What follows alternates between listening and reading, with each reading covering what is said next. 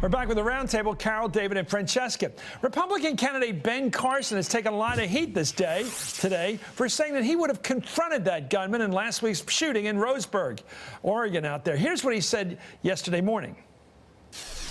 Not only would I probably not cooperate with him, I would not just stand there and let him shoot me. I would say, hey, guys, everybody attack him. He may shoot me, but he can't get us all.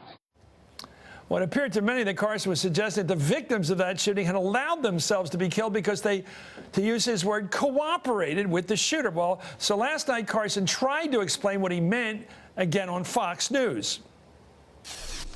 Of course, you know, if everybody attacks that gunman, he's not going to be able to kill everybody.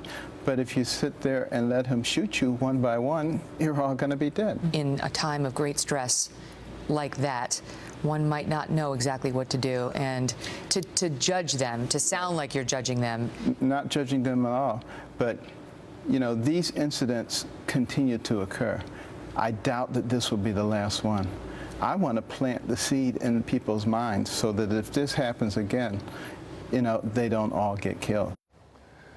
Anything to take the heat off the killer. Anyway, today Donald Trump defended Carson, of course, what crocodile tears, saying in the Twitter, Ben Carson was speaking in general terms as to what he would do if confronted with a gunman and was not criticizing the victims. Not fair. Isn't it nice when he's cute and sweet and comforting? This is a game. They are a tag team on this.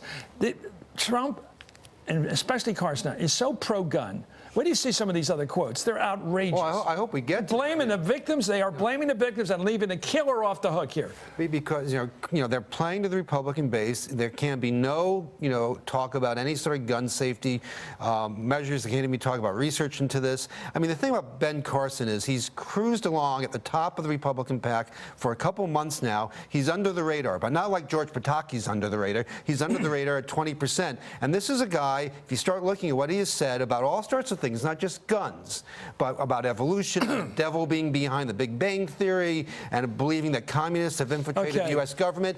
He's a guy with extreme views, and they got to start coming out. This is how bad it gets. We talked about the number of bullet wounds in these people out there. He says, I never saw a body with bullet holes that was more devastating than taking the right to arm ourselves away, Francesca. In other words, there's nothing awful, no matter how awful it is. By the way, nobody's talking about taking guns away from anybody.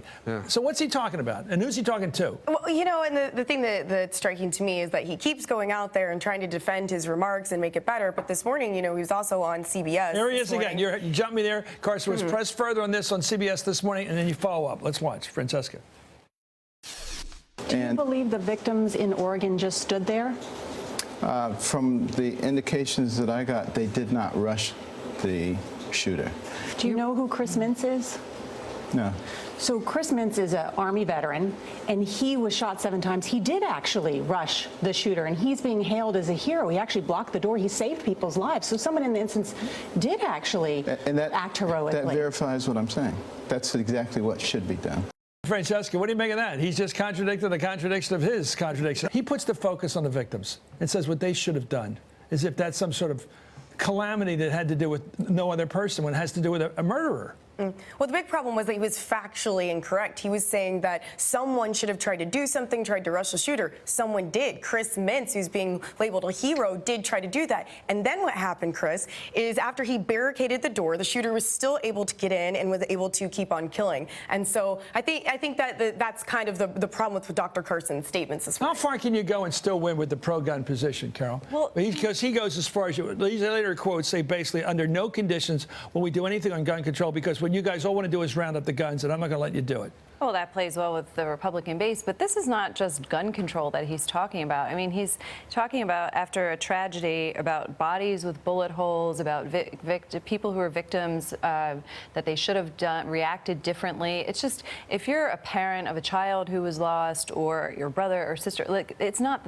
the time. No one wants to hear this. It's pretty grotesque. And so I think in that sense, you know, even if his intentions are what he said they are in his follow-up, it's not the time. And it's not playing well to anybody, and that's separate, and it's a totally different level than on the gun debate.